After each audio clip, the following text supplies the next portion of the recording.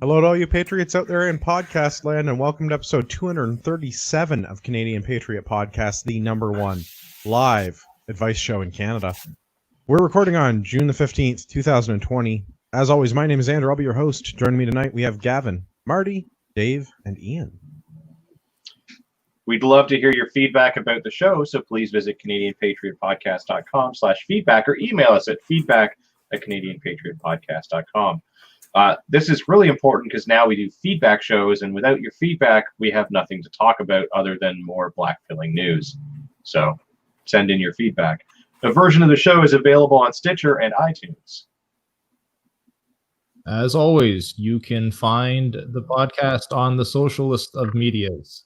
Facebook.com/Canadian Patriot Podcast and Instagram at Instagram.com/Canadian Patriot Podcast. We need your help. To support the show, visit patreon.com/CPP and become a Patreon today. You get a better quality version of the show for just $1 per episode. And since we've moved to the 2 episodes per week format, you know, the whole COVID format, Patreons get early access to the midweek show. Show you're not a communist. Buy a CPP t-shirt today for just $19.99 plus shipping and theft. Visit CanadianPatriotPodcast.com homepage and follow the link all the way on the right. All the way to the right. Way over there on the right. Are you sure it's uploading to YouTube right now? I mean, it says it's uploading to YouTube and 4 people are watching it, so are you telling me it's not doing that? I'm looking at it right now. There's nothing there. It still says 4 people waiting. Yeah, well, whatever. Oh, I mean, I'm sure the 4 RCMP officers that are listening live are enjoying so far. No, let's make sure it's right before we move on, because I can fix this in post, but if we don't record the show, then I can't fix it at all. How do you get to your own YouTube page? Sign in and go to YouTube. Or go to YouTube, then sign in. I've been informed that we are live on YouTube. Yes, I also can now see Dave arguing with me from 10 seconds ago. Oh god, there's like a loop. It's the worst. Weird. Sorry, everybody. Okay, so the good news is it's just Dave being bad at computers. It's not actually us being broken. Yeah. The bad news is I now have to There we go. edit. We're good. Yeah. The commenters were quiet as well in the Spurg chat, so but I see some now. Hey, Spurgs.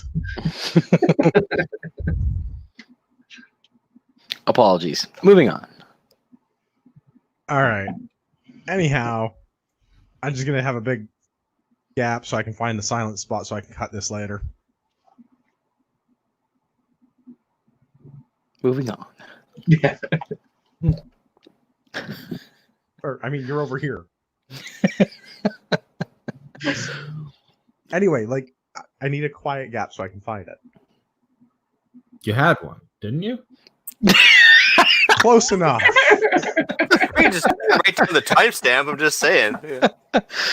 Oh, God, writing down this timestamp. That would have been a great idea. Somebody do that. Why are we not doing that in the show notes? It's 3 minutes Probably like 3 seconds. 3 minutes and 40 seconds ish for the first like quiet. Yeah. Back on track now that Dave has completely derailed things. I have a tendency to do those. Now it's time for my favorite segment. That's called What Are We Drinking? It's where I ask you, what are you drinking? We're going to go clockwise on my screen like usual. We're going to start with Gavin. Gavin, what are you drinking? So I raided JT's bar here at the cottage, and I'm drinking his Jack Daniels and Coke Zero this evening. I thought your background looked familiar. I'm like, what the fuck is going on? I've never seen that before. Now I recognize it. Yeah, So- he invited me over to hang out now that the restrictions on the COVIDs have been slack a little bit. Has he been kneeling in front of you? He has, but like for unrelated reasons. Well, you got The to only use that question sound that to I- you. The only question that I have is, what does Mr. Elbow have to say? I don't know. He's not here. He's off with Sophie somewhere. Yeah, he's not interested in JT. I just want to make sure you got his permission. That's all. Yeah, well, whatever.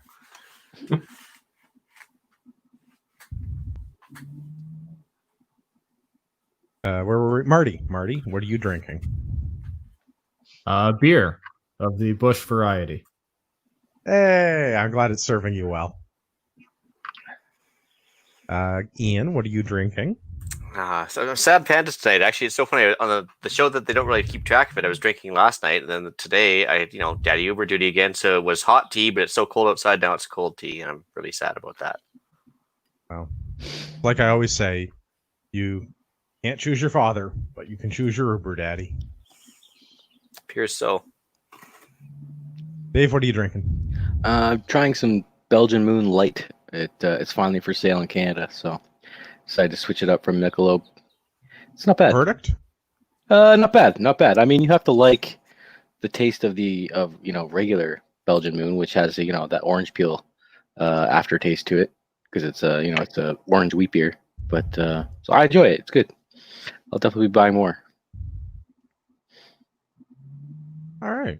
I like it. I will give it a shot. I'm not a light beer guy, but I am a Belgian Moon guy, so for a try. I've got something from Job Site Brewing Company in Stratford. The Mind the Stairs IPA. It's a strong beer at 7.9%. Ooh. And also all of the citra hops. So it is not unlike eating an orange peel. Interesting. It is very, very citrusy and very bitter, and I'm quite enjoying it. What did you say it was called? Mind the Stairs. Mind the Stairs. That's because it's like drinking 4 American beers for every one of those. Yeah. Like, don't drink one of those. Don't try and go down too many flights of stairs. Well, that and like being super hoppy, it's the kind of thing that a guy with a beard in Portland would be drinking. As a guy with a beard, I take mild offense to this and feel personally attacked. But also, Portland, it's like playing with their brewery is called Job Site, so all of their beers are like construction trade related. So they have the. Well, I mean, that'll be sure to keep the guys in Portland away. Nobody in Seattle will be drinking that. That's I certainly keep the guys in Chaz away from it. Yeah. So we've got shooting topics for tonight, and then we've got some news. We'll start with the shooting topics tonight. Consensual shooting topics. Yeah. Not like the stuff in Toronto. That comes later. Actually, I don't think we. Did I not put that in this show? I meant to talk about your friend, the magician there, Gavin. I don't think I put him in the show notes. Yeah. Maybe we can talk about him too. But good news. Some people on this panel attended the first ever outdoor service pistol shoot in Ontario. And the weather was probably fabulous. going to be the last outdoor service pistol shoot in Ontario, but so we put on service pistol. So I think we've talked about service pistol on the show before, but I've taken the National Service Conditions Championship service pistol course of fire and modified it to suit a gun club of where I am a member, and we can run service pistol matches. We've been doing them in the indoor range in the wintertime, and now we're doing them on the outdoor range because there are no shooting matches in Southern Ontario right now. Pretty much, yeah. I mean, pretty dry. You've got the market cornered on that one. You're the only option. You're also the best option. Yes. Ask my wife. Yeah, I mean the matches filled up almost within a couple days, didn't they? Like all of them. Yeah, partly because of the limited number of shooters that we can have, because Ontario still has stupid stay out of melee range guidelines. So I think we're limited to social gatherings of 8 people, and the gun club had a limit of 8 people on the range. So we were limiting it to 6 people on a relay plus some staff. Dave and I were kind of running things for most of the day. Mm-hmm. So overall, I think a pleasant day. It's just over 150 rounds of ammunition, and it's all pistol fundamentals. It's all bullseye shooting at 10, 15, and 25 yards. Mm-hmm. Yeah, it's for anyone that's not familiar, it's kind of modified bullseye. It's bullseye, but you use 2 hands instead of strong hand only. Yeah, and it's Yeah. not entirely dissimilar from like PPC, the police pistol combat that they used to shoot like 30 years ago, Mm. which also has dried up. You don't do like kneeling and stuff. You don't do the different positions. No, we don't do the positions, and I don't run the full course of fire that they run at nationals, and I use different targets. We're using slightly modified IDPA targets for simplicity's sake, because at nationals there are 2 different special targets, and they're very expensive to obtain from a single source, and I don't want to have that kind of overhead or commitment. So we just take an IDPA target because it's roughly the right size, and slap a sticker on it for an extra scoring zone. Works Yeah. well though. I mean, it's the same fundamentals, right? Yeah. But it went well. Some of the stuff is kind of goofy, but I mean, it's also, we have people that come out and use it to practice for their qualifications at work, for people that have to carry a firearm as part of their job. We have it for people that want to go to nationals and compete at the national level. So we have a bunch of people from the Royal Canadian Military Institute in Toronto. They have a pistol club as part of their institute. So a bunch of their pistol club members come out and practice with us in order to prepare for nationals, which is nice to see. We are helping professional, well, maybe not professional shooters, but national level shooters of sorts.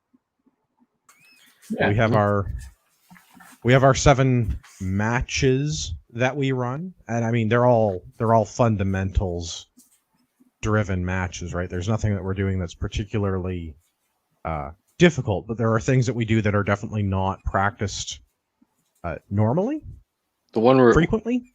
The one where you Yeah. switch from strong-handed to weak-handed, 2-handed hold.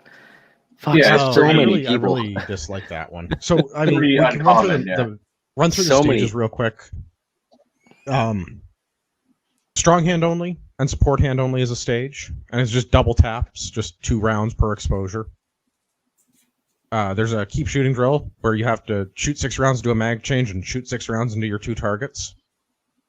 Your 10-meter attack, so there's a 2-second exposure, and during the 2 seconds you have to fire your 2 rounds. So it is a very short time frame.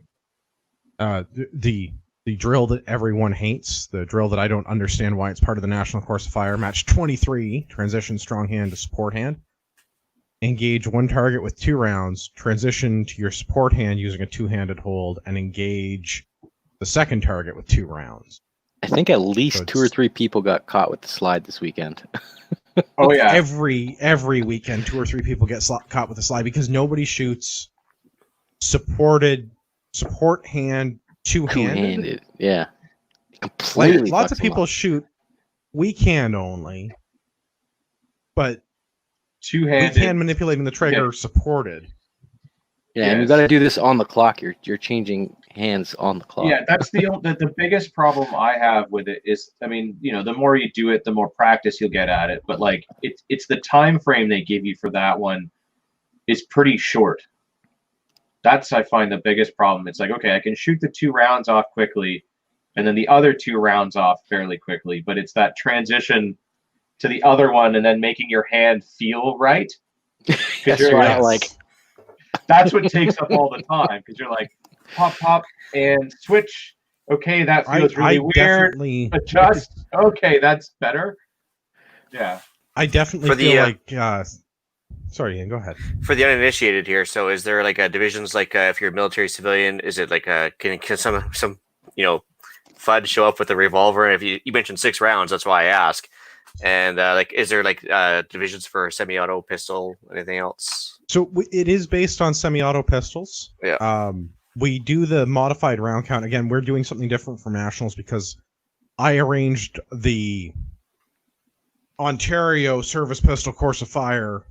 I mean, technically, I structured this for the Ontario Rifle Association to add a dedicated pistol program to the ORA. But I structured it in a way so that you have 2 targets per shooter, which is what the ORA is used to with CQB and service rifle and everything. There's normally 2 targets presented to you. And I've arranged it in a way that you should end up with an equal number of holes in both targets, which the National Course of Fire does not have, and I personally find confusing. So in order to simplify things, I've tried to set it so that there's like a consistent number of exposures with a consistent number of shots, so that you should have a consistent number of holes all the time, so that you're not like, did I miss one? Do I have an extra one? Did I transition to the right target at the right time? This way, it's always like you shoot the one target so many times, you shoot the other target the same number of times, and there shouldn't be any nonsense. Could you shoot a revolver? Probably. Would it suck? Definitely. Yeah. The 6 reload 6 on the clock, double bill drill. I think that one's gonna be tough with the revolver. Yeah, it's 15 seconds for that. So the 15 seconds. Never mind. That's totally But there's two divisions basically. There's optics and iron sights. Those are the two main ways of differentiating. Again, because we've tried to simplify this because at nationals there really isn't divisions for pistol at nationals because it's based around the military shooting Browning high powers. So everybody that shows up to NSCC is expected to be shooting a high power. Except all the cops show up with their Glocks, and then all the civilians show up with whatever we want. Yeah, you show up with an RMR on the mountain on the slide and stuff. It's like It was supposed to be this year. They were supposed to be introducing basically what we were doing, like an iron sights division. Whereas before it was just whether you were with optics or iron sights in past years, everybody was all in the same group. So it was pretty you were at an extreme disadvantage if you weren't using a red dot. I mean, everybody had red dots because, like I said, there was no differentiation between the two. But they said they were going to go to separation the next one, this year, but it's been canceled. So next year, hopefully. Yeah, if you want to shoot a Desert Eagle with an optic, never. Running a 70-year-old high power has got to put you at a pretty big disadvantage as well. I mean, so I spent some time last year getting a CAFSAC team ready for their for CAFSAC, right? So I spent some time with one of the Reg Force rifle teams getting them ready, and they literally brought me out like milk crates of high powers and gave everybody a high power, and I was going through them and I'm like, this one needs new sights, this one doesn't have a functioning safety, this one doesn't even have a front sight, like guys. This one's still got Cosmoline. Yeah. Well, and that's what I mean. Like, I've seen every condition high power on the line at these type of events where it's like, this one could be brand new and it's stamped John Inglis on it. So it came out of the factory and got put in war stores and has never been issued until today.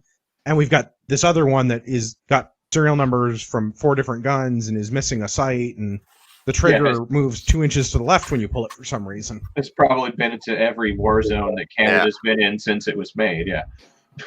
And we're still years away from the replacement of those. I think it was supposed to start 2022 or 2023. I think they were starting trials in 23 is the current plan. So, what else are we running through? Yeah, so the transition strong-handed support hand that everyone hates. The 2-on-1. So it's there's nothing one that shot on. You have to use both hands, right?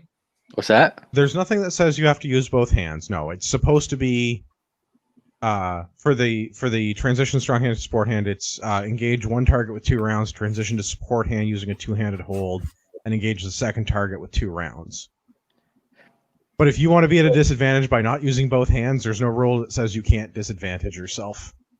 Oh no, I think you'd be at a big advantage to just go to weak hand only. I think a lot less people will get slide bite from that. Yeah. The time duration, it's way faster to just switch to a weak hand grip than to try to take a 2-handed grip weak hand. It's kind of weird and awkward as hell. So you spend too long fiddling. It's super weird. Yeah. And I don't agree with it being in the National Course of Fire because it's supposed to simulate shooting around cover, and my argument is I will literally just move 2 inches. I will just lean out a little bit further. So that my dominant eye can get around the corner. Well, not even my dominant eye, just literally so that I can just move my entire body around the obstruction enough that I can get a sight picture. Yeah, it's just lean out just that little bit further. I'll be seeing the guy that basically started all of this in a few weeks, and I'll ask him if that's an option, Marty, because that is. I honestly agree. I think that I would be more accurate if I just went one-handed and took the shots. Yeah. But to do a one-handed transition to a one-handed weak hand is super quick, and then you have all of that time to take 2 deliberate shots. Yeah. I mean, I would agree that it'd be faster, which makes it more accurate because you've got more time to take that shot. But whether that's part of the rules or not, I guess. Yeah, it may be considered unsporting, so you might not be allowed. So somebody needs to refer to the National Course of Fire. Yeah, you ask Keith and see what he has to say. Yeah. Especially gamer me, I'm looking at like, how am I gonna make this better? Yeah. Well, I mean, every time I send out the scores at the end of the day, I always include a note, same as I did today. For those of you that cheated, cheat better. Because I caught you all, and I deducted points. Because so the way that we do scoring is like a 5-4-3-2 system, like a bullseye ring going out. So shoot it right in the center, it's 5 points, 4 points, and the outer ring is 2 points. And if you shoot extra shots, I deduct high value first. So if it's 15 rounds and you say you shot 16 rounds and they were all in the 5, I'm going to take one off. So if you're going to cheat, at least cheat better. What's Vickers scoring then? It is like limited Vickers, yes. Yeah, there's no Russians that jump out and push you around in that one. It is like limited Vickers. We also do a body armor drill, which I enjoy the hell out of. It's very similar to the CQB body armor drill. I've modified it. The National Course of Fire is 10 years. We do it at 15 to be the same as one of the CQB courses of fire. The difference is that we do it with a lot of time. It's a 6-second exposure to fire a body armor drill. So 2 to the center scoring zone and 1 to the politically correct upper scoring zone. What was the timing for the CQC? I don't remember. Like for how much time were we given? Because we had to draw on that, right? I think it's 15 seconds to engage both targets, including the draw. Oh yeah, and you have to do a mag change, right? Draw, fire 3, do a mag change, fire 3. Yeah, that sounds right. Yeah. But somebody would have to go and correct me, and I don't. Time limit. If they're putting the time limits at that long of time limits, like why not just say at your leisure? Because honestly, you would be amazed how many people can't fire a Mozambique drill in like 6 seconds. You would be absolutely amazed to go to a match and watch some of the not even novice shooters, but just some of the people that don't practice reloads being like, oh god, I have to do a reload on the clock, what? And then only fire half of their allotted rounds. and not hit their upper scoring zone. Well, shots. And again, headshots at the upper scoring zone on the IDPA target. To do that at 15 yards and actually put your round on the paper. Like a lot of people don't get those points, and they're worth 5 points. I'm not sorry for that. I am, because I mean I think a Mozambique drill is it's like doing a bill drill. It's a standard, like it's a reasonably straightforward drill that I would expect most pistol shooters, most moderately experienced pistol shooters to be able to accomplish it. Absolutely, but it doesn't surprise me. Yeah, okay, fair enough. So we also do what's referred to in the National Course of Fire as the FBI qualification. I have no idea if it's actually used by the FBI. I feel like it's a stretch. It's very similar to PPC because that's what PPC was, and that's like the closest to PPC. Just with you'll love this. You'll love this, Marty. At 25 minutes, at 25 minutes. 25 minutes. Go to Tim Hortons, get a coffee, come back, maybe shoot a bit. We'll see. At 25 yards, fire 10 rounds. You have a 3-minute time frame. Most of the IPSC guys are done in 30 seconds. Yeah, everybody that shoots IPSC is like, all right, so I dumped the mag, and now what? There's some other stuff with that. We go to 15 yards and we shoot a couple of other strings of fire. But the first stage of the FBI match is a 3-minute exposure. Yeah, it's very long. 25 yards. That's a good range for pistol. You know, a lot of people are gonna have challenges with that. But like, I don't know. To me, if you're gonna add a time limit, it should be a time limit. Like if you're gonna set the time limits that far out there, you might as well just not have a time limit.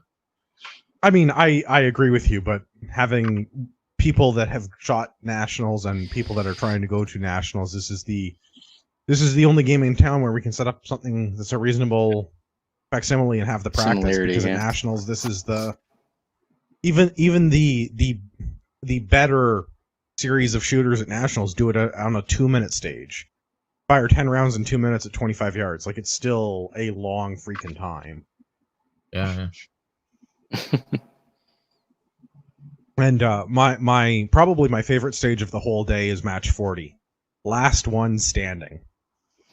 We do it at 10 yards. At nationals, it's at 5 and 10 yards, but we just do it at 10 to make it easy. Well, to make it go quickly. At 10 yards, fire 10 rounds into a 3-inch circle. Any shots outside the circle, you're disqualified. It's just a sudden death match. So if you get all 10 in, you go on, we put up a new circle, and you do it again. And it's just sudden death. So if you get all 10 shots in your 3-inch circle, then you're good, and if you don't, then you're done. And myself and one other person have gotten to round 2 so far. It's like me and the other best shooter at this game in the province have gotten to round 2. Yep. I thought you guys went to round 3 in the winter, no? You know what? Bruce and I might have gone to round 3 in the winter, but I don't know if either of us won round 3. I think we both shot into round 2. Well, because I think we went back to 15. I think on round 3 we're like, okay, we got to go, so we went back to 15, and then you guys both didn't do it. Yeah. I mean, you said it. I mean, I did, because it was totally like, it's like my first shot or second shot in the string, and I was like, oh, well, that's the end of that. It was the same as on this Saturday. It was I was gonna say very this Saturday first you shot. did the same thing. You're just like pulled it out. When fuck. Yeah. No, I believe the expletive I used was cocksucker. That seems that's more accurate. Yeah. As soon as I saw it too, I'm like. Yeah. Well, and it was one of those things I didn't even need to see where it hit. I saw the sights, and the sights moved, and it was like, I flinched. I screwed that up. Yeah. One of those things that it's when you're like thinking, don't flinch. It's the worst thing you can think of. Like, it's one of those like Lanny Basham things where like your mind can't process a negative. So if you think don't flinch, your mind only hears flinch. Yeah. Don't look behind you now, but I'm not even going with that it was that. I'm going with that I had run the match all day, and I was literally the last person to shoot after Dave, and I had been on the range for like hours. When we started at like, the first squad was 9 in the morning, and this was at like 5:30, almost 6 o'clock when I was shooting. Yeah, that last one was like we should. Man, yeah, it was a long day. I was not expecting. I didn't realize that once you guys were done, and then we were gonna do our sighting in. It was like, holy shit! It's like 6, 7 o'clock right now. Yeah. Well, you and I finally I think I locked the gate at 7:30. Yeah. It was a long day, but it was a good day. And again, we're the only game in town, so if you want to shoot a match in Southern Ontario, you have to come and shoot gay service pistol with us. We bring the good weather too. The weather was amazing this weekend. It was so good. Absolutely amazing. The team shirts were also quite good. They were. Oh, you know what? We got our Amazon affiliate link. I'm going to try and put it in the show notes. If you want to see the team shirts, check the show notes when the show comes out. Yeah. I'm going to try and use our Amazon affiliate link and see if I got it sorted out this week. Don't get blue. That's our color. Well, I don't know, man. I think we're going to need to get some more shirts. Match, Dave. Also true. What's that? Sorry. What'd you say, Marty? Oh, so that's the point of team shirts is that they match. Oh yeah, for the team. Us, yes. I'm saying for other people, listeners, you'll get confused with range staff if you get the same color as us. If they want to wear the same color and pattern, they could go ahead and do so. It puts money in our bank account. That's right. I'll see if I can figure out how to do the Amazon thing. Sunday though, a bunch of our regular people went to an Outlaw Rimfire Precision Series match, which I would like to kick to Marty to start with, because Marty, how do you feel about an organized event called an Outlaw match? I think it grinds his gears. So no. It's not even that it's an organized event called an outlaw. I'm fine with organized outlaw matches. I'm upset that they're calling it the official outlaw series. So there's an official outlaw series that has a specific rule set and all this kind of stuff like that. Not very outlawish. But you wouldn't want it to be confused with the unofficial outlaw match. Like they're just running all no- willy nilly over there. Yeah, there is no series for that one. It's just a bunch of guys shooting 22s in a field, probably cooies. Well, I don't know if this is true, but I'm going to go ahead and take credit for this because once upon a time, I contacted Rick from the Canadian Rimfire Precision Series and said, "Hey, I have a almost 100-meter range or 100-yard range. I'd like to run something like your course of fire based on your rule set, but I'm just going to run an outlaw match. Is that cool?" And he was like, "Go nuts! It's a guns go bang, have fun." I remember that match. We did good. And That was now fun. there's an official outlaw rimfire series. And I want to take the credit for that because I feel like I was the first person to steal his rule set and do something with it. Mhm. I don't We know were- if that's how it actually I went feel down, like but we were in definitely my trailblazing. mind, I feel like I'm in right my there mind with that's you. how it happened. Well, We were yeah, definitely the like you first. were there. We were standing on the tailgate of my truck, pounding T-posts into the ground to set up strings with and Yeah. stuff. And like Yeah. that was a big match. A lot of people came to that match. Sitting there drilling holes into clays. Yeah, because we were running out of okay, place. so I admit that there were some things that we didn't do a good job of, and there's some things we learned, Hey, like it was the using clays first as a one. target sounded like a great idea because they don't have to be shrouded, and they're Yeah. cheap, and also And- they're a pain in the ass to set up. So we learned Yeah. a lot of things. We Well, I also mean, they slid were a buttload fine of them up until nowhere. somebody literally shot every single fucking hanger on a stage. No, not naming names. He's not in this panel, but I remember who it was very clearly. He's a good guy, but It was, shot every single one of them off on the one stage. I was like, good God, oh, Ben. that was He That might have was- been a takedown rifle and was like leaning it up against the barricade, causing the point of impact to shift shift up. by a few inches. But, it was everyone No, no, was shooting wasn't clay this guy. homers all day. Oh, okay. No, I mean, he was just I don't know, he was just his sights were high and he literally split the little skinny piece that's holding the big orange piece in half on all of them. Yeah. Well, I'm going to go ahead and take credit for this because in my mind, I was like, I'm going to run an Outlaw 22 match because it'll be fun to get people to shoot more like marksman-y style shooting, right? Like Yeah, off of an barricades actual and test stuff. of rifleman skill. Like And how now there's fast, an official Outlaw series. like how fast can you So- reload a tube fed? That's Yeah. right. In Marty's case, how fast can you reload this Tui Coupe Fed rifle? The answer is very fast. You laugh. I've seen guys actually bring that same thing to like the 300-meter matches. He's got Yeah, them and I like guess I mean, it works. so I guess to answer the Albertan's question on how does it differ from a regular rimfire match. So a regular precision rimfire match is set up much like a PRS match, but 22 and only goes out to like 350-ish yards. So an outlaw match only goes to 100 yards and the targets are a lot smaller. Like the smallest target we had was a 1/4 inch.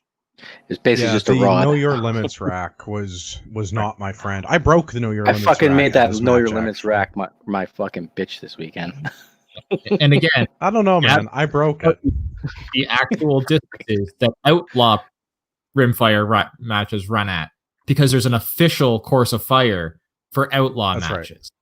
Yeah, Yes. every month there's an official. Hold on. Just course before of we fire. move on with that, let's hear from Marty about how he feels about official outlaw matches once more. This is not an outlaw series. I'm calling it outlaw. Just call it the club level series is what you probably should call it. Yeah. Club level rimfire So- precision The series. slightly closer distanced and smaller target rimfire Yeah. series. So to get to the point and answer the Albertan's question, Is what 22 is. to get to the point and answer the Albertan's question, every month they come out with an official course of fire for the outlaw matches, and the distances are 25, 50, 75, and 100 yards. And there's a series of steel targets that vary in size from 1/4 inch all the way up to about 6 inches. 6 inches. I think were the biggest biggest target ones, is 6 but we were inches. standing to shoot Yeah. those. Yeah. Yep. And it depends on the position, and it depends on what you're doing, and the targets vary in size. The 1/4-inch target is only on the Know Your Limits rack. Everything beyond the Know Your Limits rack, I think, is bigger than 1 inch. I think that's the smallest set of targets. Yeah. The Now, 50 not was that 1 inch. inch is a large target, but 1 inch at 25 from like the prone, or 1 inch at 50 from the prone is totally doable. Mhm. So you do need your dope for those distances. And there's another difference between the CPRS matches and the Outlaw Rimfire series, and that is the price point on optics in open. On the website for CPRS, the rifle has to be stock and under $500, and they have an approved list in case you're confused about what $500 means, or if, like, MSRPs vary, whatever. And also for optics. And again, they have an approved list because some things the MSRP and like the actual price varies. Thanks, Vortex. I say as I shoot a Vortex scope, same as I have like on my my 22 rifle is like my, I don't know, 5th or 6th Vortex scope in the safe. But the difference is the price point on open. So if you have a $500 plus optic in CPRS, you get kicked into the open class. In the Outlaw series, it's a $750 optic, and then you get kicked into the open class.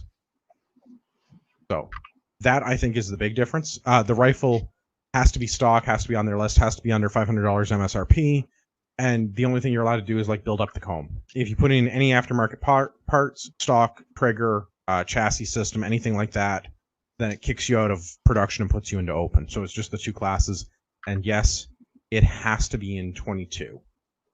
It can't be in other calibers. It has to be 22. So I would say it was a fun series of matches. So we did the May and June courses of fire at the Warren Field location near London, Ontario. Yep. Mm-hmm.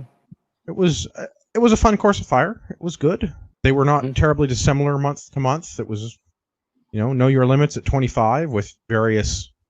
One was prone, one was off of a barrel, but whatever. Not a huge difference. A standing kneeling stage at 50 and 75 yards, which again not awful. One stage was either a ladder at 100 yards or a milk crate pyramid at 100 yards. So 3-inch gong, 100 yards, multi-position shooting. If it was the ladder, you had to shoot right and left-handed. If it was milk crates, you had to shoot from each of the milk crates, 3 milk crates arranged in a pyramid shape. So the left milk crate, the top milk crate, the right milk crate. Milk crates turn out to be really, really uncomfortable to shoot off of. Who knew? Yeah, because they're really freaking low to the ground. It's a pain in the ass. Well, yeah, they're that awkward, like they're too high to go prone, but they're too low to kneel Squat. properly. Or even squat. Yeah. Like I was really low. Like, I had a really hard time on that stage. 2 of them was kind of good for kneeling. Yeah. But one of them is just that weird, awkward in between height that's not good for anybody. Mm. That's a Slav squat that. Yeah. Yeah. Man, I shot that, and I thought it was a little bit hard to find a good position because I had a lot of trouble getting that first milk crate, but then I found a position that worked, kneeled for the second milk crate, and got that good position again for the third milk crate, and I stood up and I pinched the nerves in both of my shoulders. I hate when that happens. Yeah. And it was like, I'm going for a walk and I need to stretch. Like, pinched the nerves in both traps. It was just like that hunched over, crunched up position. And as soon as I stood up, it was not fun. The weird left-handed shooting. I know I could hear the comments on the firing line. A lot of people thought my very not tactical shooting position on the ladder was quite attractive, but I found it to be an incredibly stable position to like just stick my ass way out. It's actually how you're supposed to do it. You're supposed to go square to the gun and lean forward. Well, I definitely heard the color commentary from a lot of people that were quite taken with my posterior. Just jealous. So is it going to get its own Facebook page as well? I mean, maybe. We'll see. Yeah. I guess for I mean, clarity, it is I oft overshadowed by the beard. I don't run that. I know people have said that I run that Andrew's Beard account. That is my beard's Facebook profile. It's not me. Honest answer, it isn't. No, me. it's legit. It's his own. The beard has its No, own. I have a theory about who it is, but I've never been able to prove it. Your beard has its own cell phone. You just don't know what.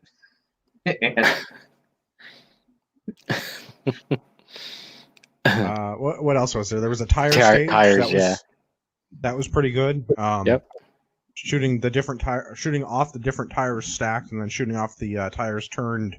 Well, and the one kind of neat one was the stack. You had to stack them yourself, so it added. Yeah, it gets you huffing puffing a little. A physical element to it as well, which I mean, as the people that run op missile, slightest physical element, literally moving a tire. Well, yeah, but it also tires. I mean, for us, it's not a huge deal, but yeah, for the kids and stuff that were there, I mean, that's a little bit more difficult. Okay, yeah, but it's for the 12-year-old girl, I admit that may have been a challenge. Yeah, but it's more than not having to do it at all, right? Like, it adds a whole it's not like you have to just move positions, but you still get a nice solid grip on your rifle. It's like you have to put it on the ground, move the thing, get your rifle again, and then reacquire a good shooting position. So it makes it a little bit more a little bit more difficult. Yeah, no, for sure. Yeah, it was good. I guess the other thing worth mentioning is all the stages have a par time. It's 120 seconds a stage. Most of the stages were 10 rounds. There were a couple that were 9. There were a couple that were 12. Yeah. Yep. Yeah, most of them are in 10 rounders, which is nice. And I don't remember this from the CPRS series, although I admit that I only shot one of their very early matches when it first came out, and it was one of their first matches, maybe their first match in Ontario. Yeah, it was. Were you allowed to use a bipod? I don't remember being allowed to use a bipod in CPRS. Oh, 100%. Yeah. Guys go as far to get the Arca rail one so they can slide it back and forth to shoot off barrels and stuff like that. For the full size matches in open versus production, like in production you can use a bipod and one bag. In open you can use whatever you want. Multiple bags. Okay, I just couldn't remember in CPRS using a bipod, but maybe that's just because I don't remember using a bipod. I know what the match. I find I don't need it for a lot of them. Yeah, for the match in Petawawa that we did, there was a couple of prone stages where a bipod was handy. For the one that we did in Owen Sound, I don't think any of them would have given you really any benefit versus a bag. So it was like that. Pick what works best for you. Okay, fair enough. Most of the time, I leave my bipod off, and it's usually resting on the bag. It's very mainly only when it's prone, or you're on a obstacle, something big enough like a barrel that's stood up.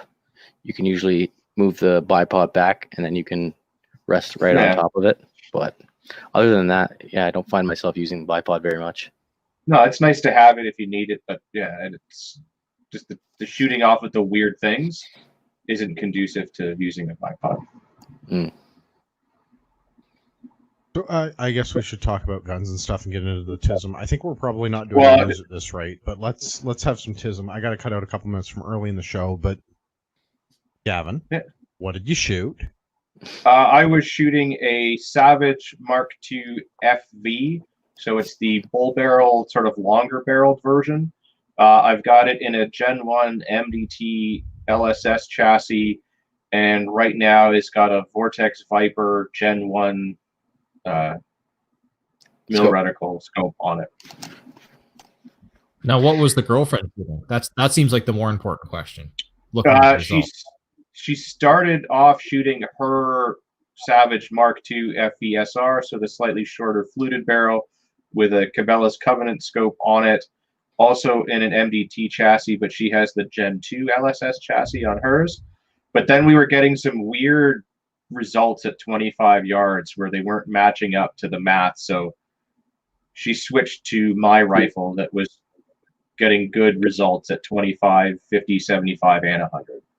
And check that scope. I'm very suspicious of those covenants. And so far, it's been bang on. It's just for whatever reason, like when we shot it, I don't know. We're gonna get it out to the range and check it. But yeah, Yeah, I remember she was hitting it no problem, and then all of a sudden, just the thing could not hit that target at 25. yeah, 25. It just seemed to be off. So I'm not really sure why. But yeah, we got to diagnose that problem. But All right, and Dave, what were you shooting? You've got a pretty fancy rifle, although I don't know you've got as much money sunk into yours as Gavin has. Yeah, no, it's it's kind of like your builder budget friendly way to open, I guess. Like you could say it's the same model as Gavin. It's a Savage Mark II FV with the bull barrel, and then I just dropped it in an Oryx chassis over the winter. I got it on Black Friday sale, so it was just over $400. I think that chassis goes for just over $5 brand new. I think it's like $489. I think, but it was like $389 Black Friday deal.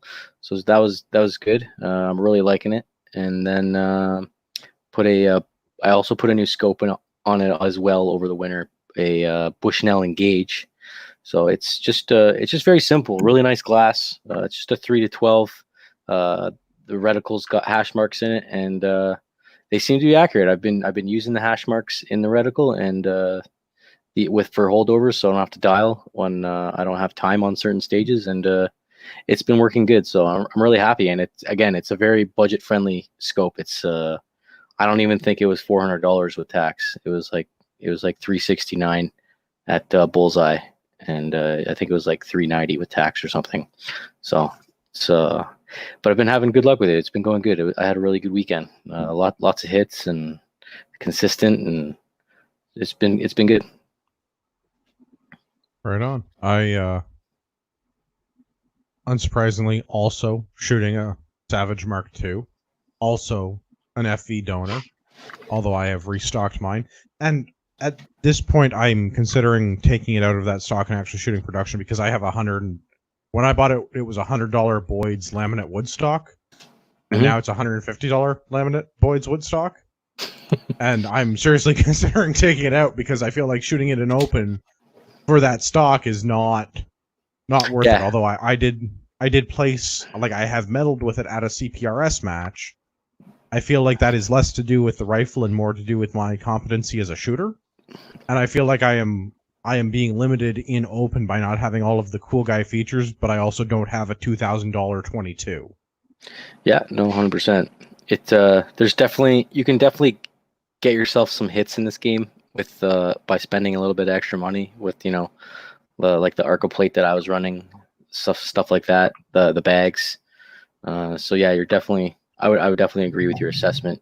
You could either be probably winning production with ease, or you could get yourself a new chassis and you would also be kicking ass in open, but you're getting held back by that chassis. Well, and that's the difference in my mind is, do I spend $2,000 and build like a really great 22 and have a $2,000 22, or do I just win production? Mm. Yeah, and I feel like just winning production is the answer.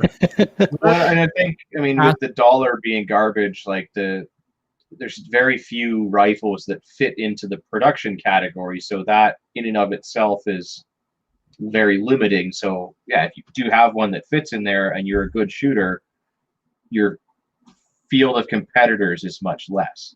Well, and I want to look at that when we start to get some stats from this year from these matches. I would like to see what other people are using and what how many points people in production are accruing, because admittedly the cheap plastic Savage stock is kind of a steaming piece pile of junk. Yeah, it's garbage. So what's the main advantage you're getting with the chassis? Like when we're talking like a cheap plastic Savage stock, it's cheap and maybe not the most ergonomic, but it's plastic still a no-way gun. That plastic stock, man, actually changes point of impact. It changes point of impact depending on how you're holding it. Like I've seen it with my own eyes. That's my thing, is like resting it on a barricade, and getting a point of impact shift. On a 1-inch target, you're fucked. You can't just can you bed it or anything like that kind of stuff in production? No, any modifications to the gun in production make it open. Yeah, I mean, like, so the Accu stock, I mean, it's got aluminum blocks to bed it in the plastic stock. But yeah, if you put any sort of pressure to stabilize it against a barricade or whatever, you are going to shift that stock slightly, and that's your problem. Mm. And then the chassis that also then allow you to mount all the rails and whatnot. To, Right. so you need the $1,000 chassis to make the $2,000 gun happen because of all the accessories. Yeah, like I said, the Oryx chassis is under 500 for the most part. So you can I know, and the LSS Yeah. is also very very affordable as well. I'm kind of teasing, sort of, slightly. Yeah. So we'll see how that goes. I think I'm going to shoot it as is this year and just do poorly in production. I think I ended up. We'll see for June. I didn't keep super good track of May because someone on my squad handed in the tablets before I confirmed my scores. But I'm reasonably sure that I got between 250 and 270 points out of a possible 530 in the June course of fire.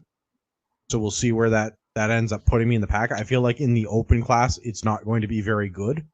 Yeah, but there's guys there that were running actual $2,500 rifles or more. 3,000. Yeah, guys are running Voodoos. The action alone for a Voodoo is $2,000.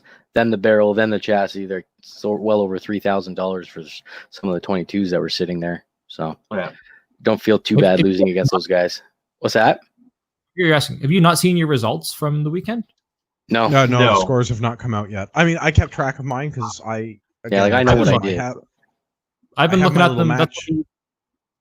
What? Where? What? You have the scores? Competitor, both of you guys. I just searched it like a few hours ago and it wasn't there. So I mean, maybe it was definitely not up earlier today when I had my lunch and checked. So maybe he How checked. did we do, Marty? How did we do? Okay, so there's two matches because of the way they did it. I don't know. Pitter patter. The one I'm looking at right now. So David, you beat Andrew both matches. This is the match that Gavin shot. If that helps you guys figure out which one that is. That's Gavin's the June one. Yeah. Okay. So David, you were 10th with 72.09%. Andrew, you were 18th with 58.14%. Angela was 22nd. Gavin, you were 23rd. Benny was 24th. So we didn't do awfully. I'm happy. I got a top 10 finish. Do you guys care about? No, that's good enough. Okay. Yeah, there they are. Oh, well, they're there. Hey. There they are. They're up. Look at that. We're all here. Naturally, I can't find it, but that's fine. It's on practice score. Yeah, it's on practice score now. Thank you. He's up. He's up. You just got to click on the match and it's there now. Yeah. Get practice score competitor. If anybody in this that's listening to this podcast, if you compete in matches regularly, pay and get the practice score competitor. Maybe not this season, but yeah. Well, it's not like an annual, it's a one-time purchase. Oh, okay. I see. Just pay for the program. You got it. I see. Okay.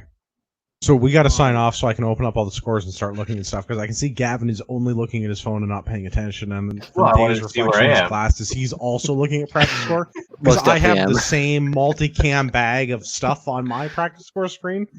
So we're probably going to sign off in a minute. If people want to get involved with these matches, how do they do it? Gay Service Pistol, contact me. Basically, eventually the ORA is going to have them, although I have no idea when we're getting range time with the ORA, so who knows? Due to limited capacity, I send it out to the people that have shot a match that I've run in the past because loyalty is worth something. Yep. So if you're in Southern Ontario and you want to shoot Gay Service Pistol, you need to get in touch with me. At least until the social distancing ends, and then I will probably put signups on Gun Nuts if I have spots. As for the rimfire stuff, it's outlawrimfire.ca if I'm not mistaken. There'll be a link in the show notes. Don't worry. I'll put a link in the show notes. I think it's .com, but whatever. Yeah, okay. It's one or the other. Outlawrimfire.com. And I think the main one is cprs.com. I think so, yeah. But I mean, there's Facebook groups for both of those as well, so you can get in there, get all the info you need. Yeah, it's fine with CRPS especially. It's best to just follow them on Facebook. They have the events there, and they're actually, advertised more on there. I would say more than any gun nuts or anything like that. If you're not on social media, go and get a sock account on Facebook. Make sure you like and subscribe to the podcast, and then go on the CPRS Facebook group and make sure to like and subscribe that, because it's probably your best way to get involved. And I mean, really, the trick to this is to show up, because Dave is the 10th best 22 shooter in the province, because Dave is one of the 50 people that show up to matches. Yep. I'm the second best service pistol shooter in the province, because I'm one of 40 people that show up to the matches. And I know he's listening, so big shout out to Benny for placing for production. Yeah. Benny Brand new rifle. Yeah. Very good job. Never even zeroed it. yeah, that morning. Yeah. Good stuff, though. So yeah, get on the Facebook, follow that, come out to matches. I mean, part of it is to have fun, part of it is to meet other shooters, but also everything in life is a competition, and I'm a fucking winner. So. I mean, we don't like to keep track in life, but if we were, I'd be winning. No, we do. That's why we all are on Practice Score and have actual verifiable data. That's why we're the #1 podcast. We have metrics. Yeah, everybody knows this. Yep. We're huge. Huge. Okay, so I think we're going to skip the news. It's after 10, and I have to go for another run because it's Monday, and that's apparently my life now. If you have not signed the petitions, go and sign the petitions. There are links to the petitions in the show notes.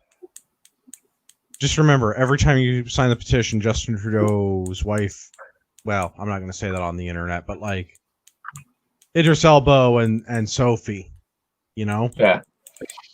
They risk getting the coronas. Again. Yep. Go sign the petitions. Gavin, where can everybody find you on the internet? When I'm not hanging out here at the cottage with JT drinking his booze, you can find me on the grams at Urbex_GTA. All right. But, no, that's not Benny. Marty, where can everybody find you? Nowhere. Shooting Good an enough. IPSC Where can they match find the even when show? we get back together. Yeah, hey, is IPSC going to have matches again, ever? Or is IPSC done now? It depends where you are in the country, or the world. Let's say Ontario. Ontario should be starting up again in July. Yeah, I see some stuff about to open as far as signups go. So should be soon. All right. Ian, where can everybody find you? You can reach me at theislandretreat@gmail.com. You can also find me doing a Sunday evening podcast, Canadian Prepper Podcast, 9 p.m. Eastern on YouTube and Facebook. Dave, where can everybody find you? Find me on the IGs with at the same screen name as below Diesel6223, where I post all my match stuff. Good stuff. As always, my name has been Andrew. I've been your host. If you've listened to the show this long, you deserve a discount code. Go to RagnarokTactical.ca. Use the discount code Patriot. Check out. And please, use our show notes and try our Amazon affiliate link when I put the show up this week. I will put the link to the Hawaiian shirts and to we're starting a book club. So this month's book is going to be Jack Donovan's The Way of Men. So if you want to read along with us, get started on The Way of Men, and I'm going to try and put the book club links up on the podcast website on CanadianPatriotPodcast.ca. We'll see if we can find a new way to earn a shekel. I have to apologize to Rod Giltaka. Rod does not shoot 22s.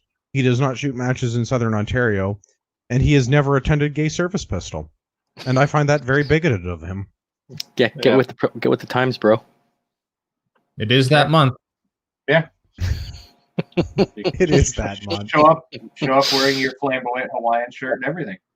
That'd be great. Yeah. But I know that people are jealous of my flamboyant Hawaiian shirt, and I don't care. Yeah. I felt good and I shot good. Well, I mean, if One they're way you might jealous, say I they shot can well. follow. If they're jealous, they can follow the Amazon affiliate link and get one of their own. I mean that's true. For all of our